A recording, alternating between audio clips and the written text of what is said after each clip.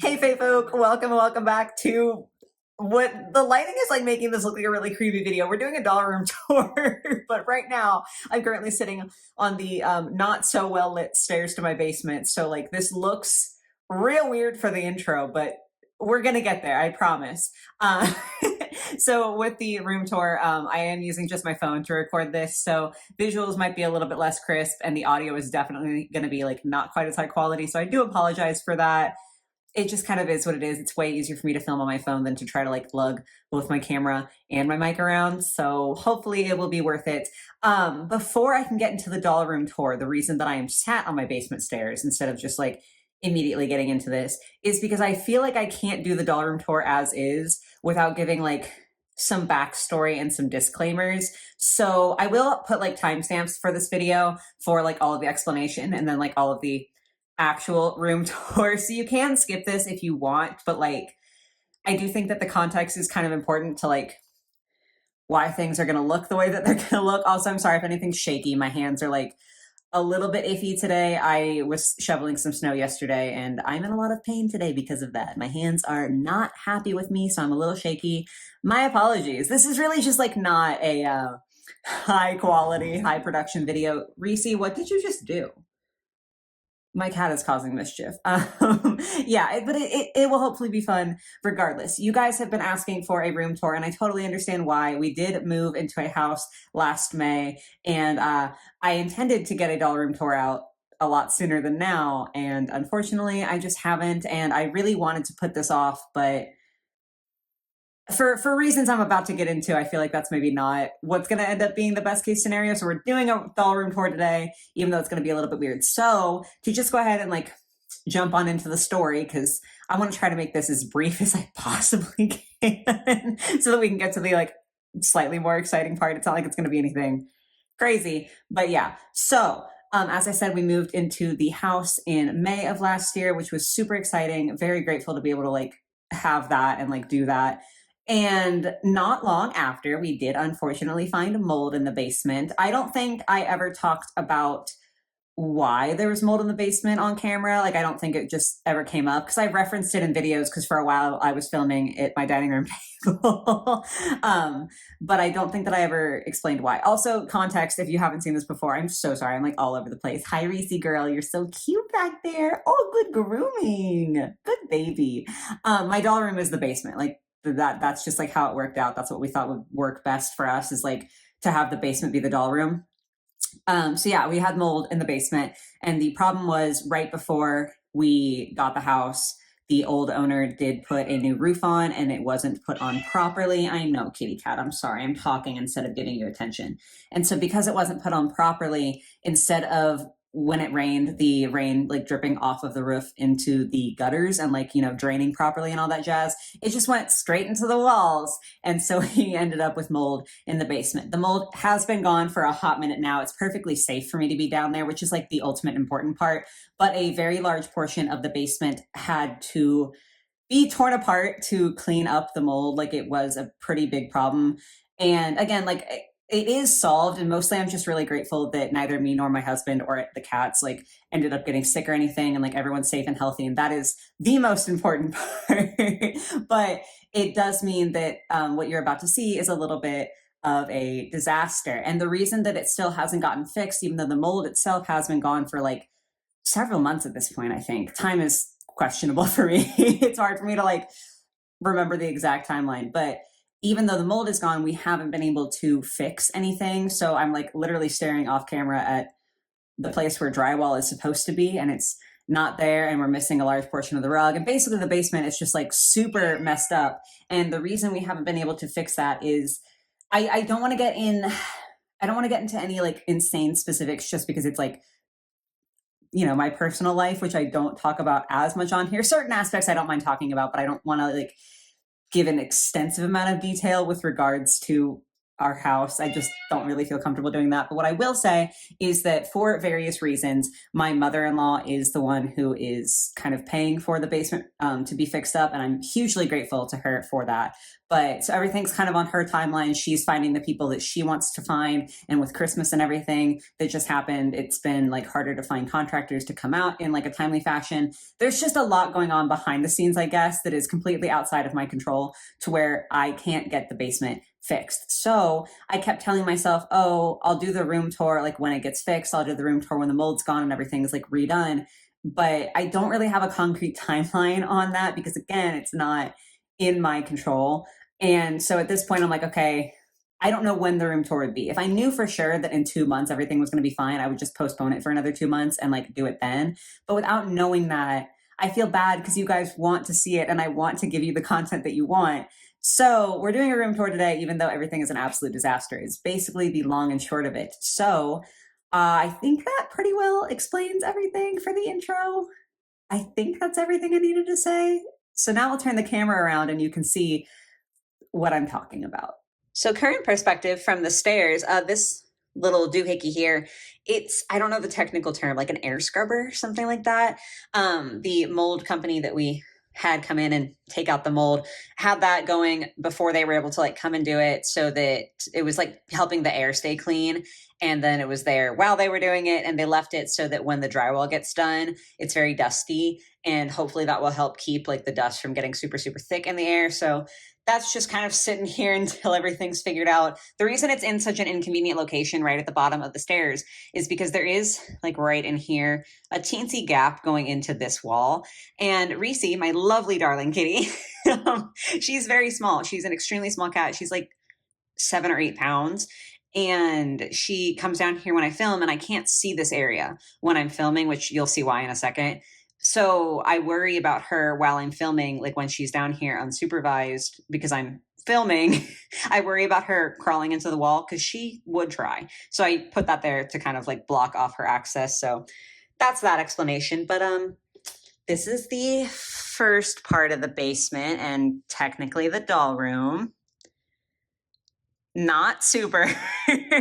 So obviously, as you can see, there's a very large chunk of wall that needs to get redone and repainted and everything. And we're also missing a significant amount of floor.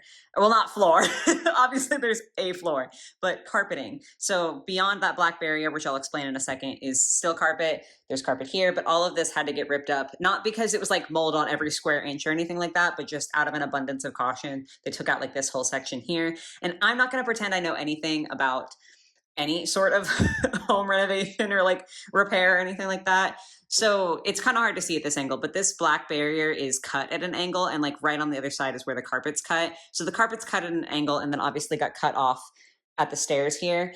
And apparently you can't just like match the carpet and just plop it down and kind of try to blend it in. Apparently that's not really viable. So part of the reason that it's taken so long is because my mother-in-law isn't sure what to do with the floors. Like she isn't sure of her game plan yet, because since they can't just like only buy carpet for this section, we're going to have to rip up all the carpet that's behind that barrier and all of this and then do something with the floors. She's not sure yet whether it's going to be different carpet or what the situation is going to be. That's something we're still trying to figure out. But again, like I'm super grateful to her, so I really can't complain about the timeline, right? Like she's doing us a service here, and I really do appreciate that. But that's kind of the situation, and that's kind of why it's taking so long. So yeah.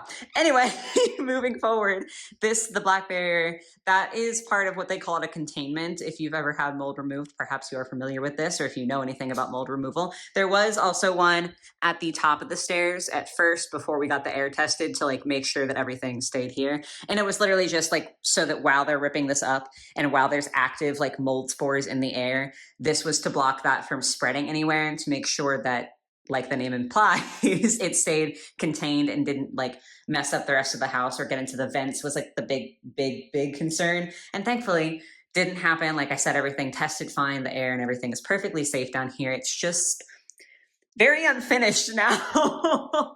So yeah, the containment is staying up because again, once they do the drywall and everything here, it's going to be very dusty. And so all of the stuff that was like spread out amongst the entire basement is now stuck on that half of the room, which is like the proper doll room at this point. And so they left the containment up for us so that we could make sure that my dolls and belongings and such don't get dust all over them, which was very, very nice. But yeah, it did leave us with just this little black barrier.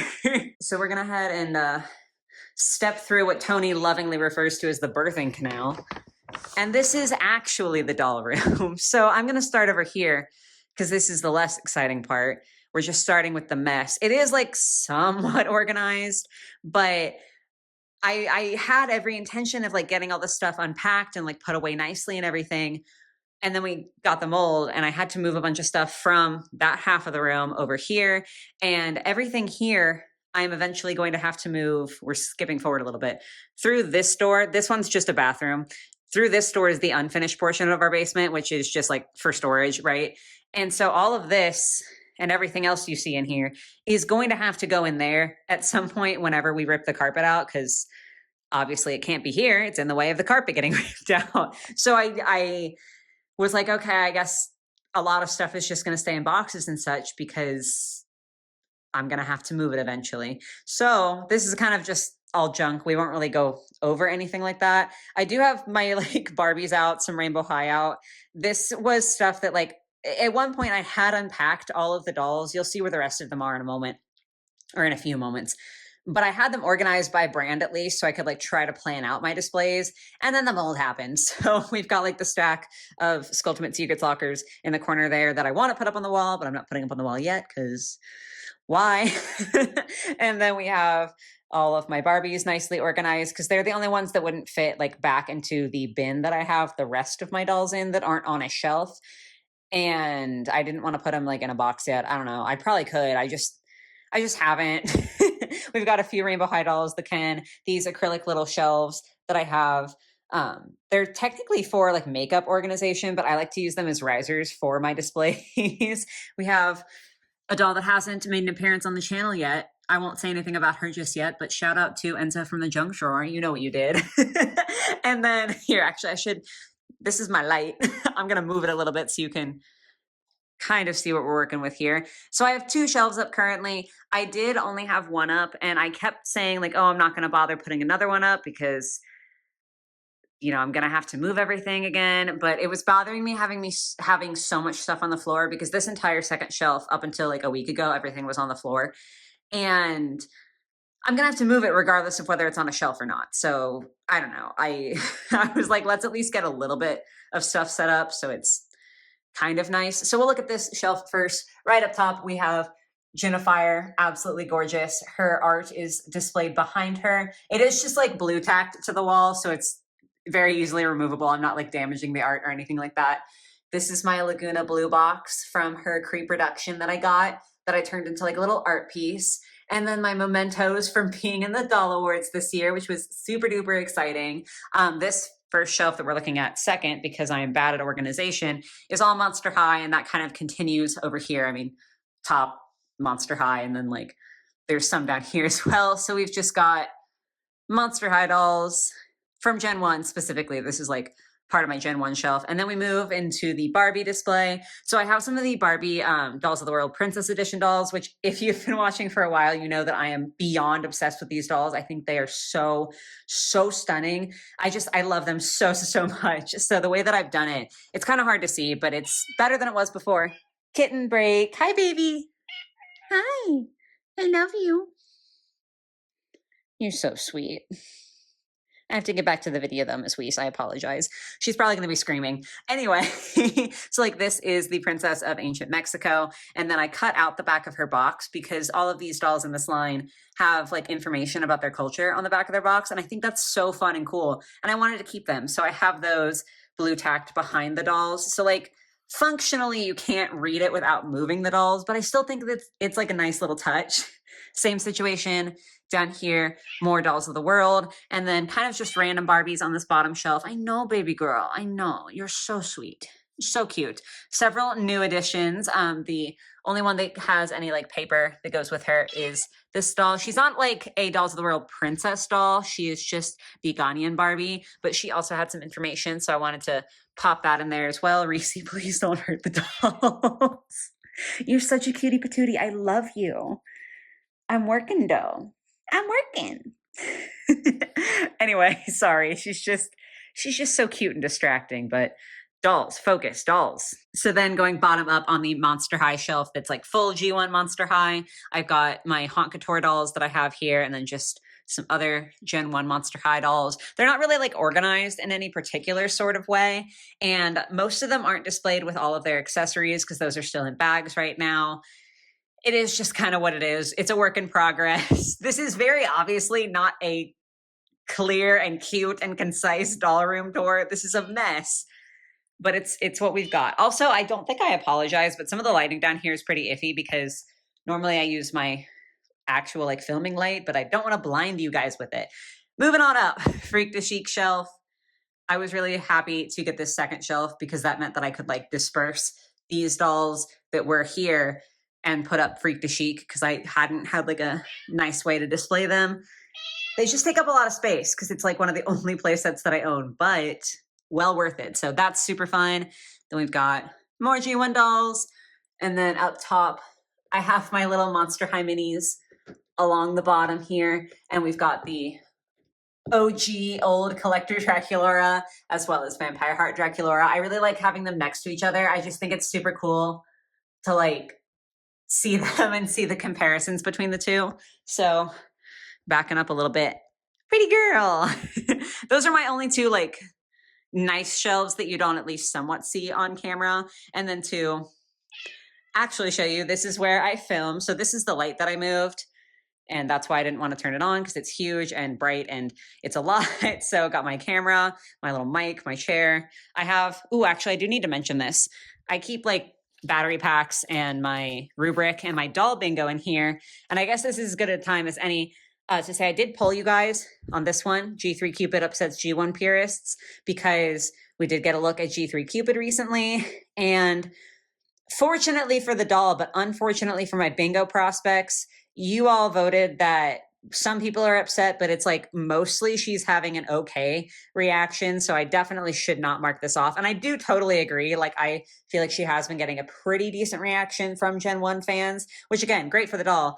Kind of sucks for my bingo, but that's not important. Anyway, moving on over here. This is the little like hodgepodge box. I shouldn't put my toes in frame.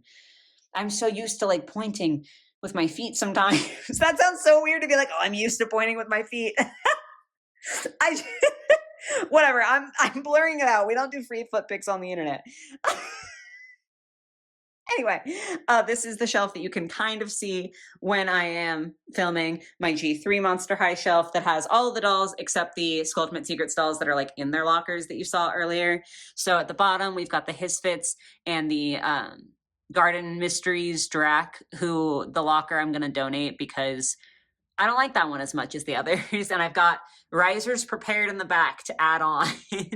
Then this shelf here, I have like part of the Monster Ball display that I used to have. I don't have, again, all of the accessories quite set up right, but you can kind of get a gist for what I was going for. And then kind of just miscellaneous dolls. Again, I don't necessarily have these organized. It's kind of just where they fit and where I think that they look nice here.